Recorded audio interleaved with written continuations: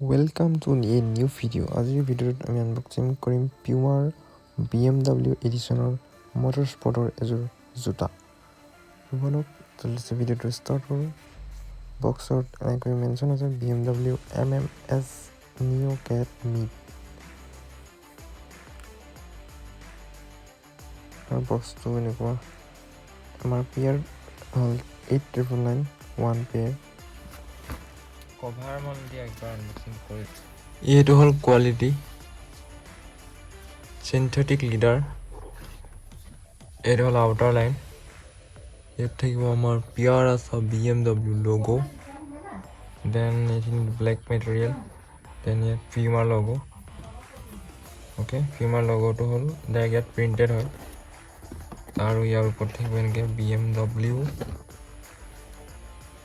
Motorsport বুলি থাকিব BMW logo হ'লে ষ্টাৰ থকা।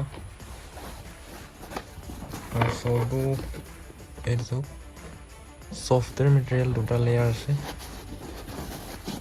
এইটো মেটেৰিয়েল যথেষ্ট ভাল। ইয়াত আপোনাৰ কোডিং থাকিব অৰিজিনেলৰ কাৰণে।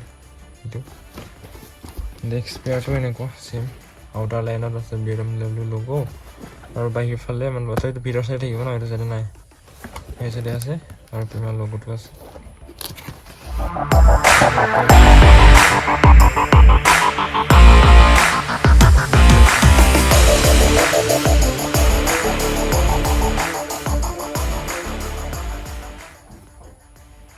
বেক সাইডটো এনেকৈ প্লেন, এইটো অকণমান হোৱাইটটো ওপৰলৈ আছে, আৰু পিছ বেগটো এনেকুৱা তলৰটো PUMA লোগোটো আছে,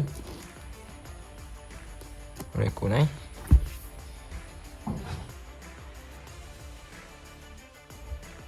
আৰু এটা হ'ল জোতাটো চাবলৈ হ'লে ইয়াত চাব অৰিজিনেল আৰু এইটো হয় নহয়। ইয়াত যিটো নাম্বাৰ আছে ন 307249 সেইটো আপোনাৰ এই বক্সতে থাকিব। আৰ্টিকেল কোড বুলি যিটো আছে এই দুইটা চেম হ'ব লাগিব, তেতিয়াহে এইটো অৰিজিনেল হ'ব। আৰু এনেকুৱা জোতাবোৰ বিশেষকৈ লেডাৰৰ জোতাটো যদি আগতে পিন্ধিছে গম পাবই। দেন ইয়াত কি হয় যে আপুনি ধৰক নৰ্মেল যদি কাপোৰৰ জোতা লয় বা বেলেগ মেটেৰিয়েলৰ জোতা লয় তেতিয়া অলপ মানে শকত টাইপৰ হ'ব, কিন্তু এইটো জোতাত বহুত একদম শ্লিম থাকে। আপুনি কিছুমানৰ কাৰণে এইটো পাৰফেক্ট নহ'ব পাৰে, মানে বস্তুটো বহুত শ্লিম হয়। ইয়াত কোনো কাৰণ মানে শকত হোৱা বস্তু নহয়, ডাইৰেক্ট জাষ্ট আপোনাৰ শ্লিম ফিট হ'ব পৰা। অলপ অভাৰ চাইজ হ'লে ভাল।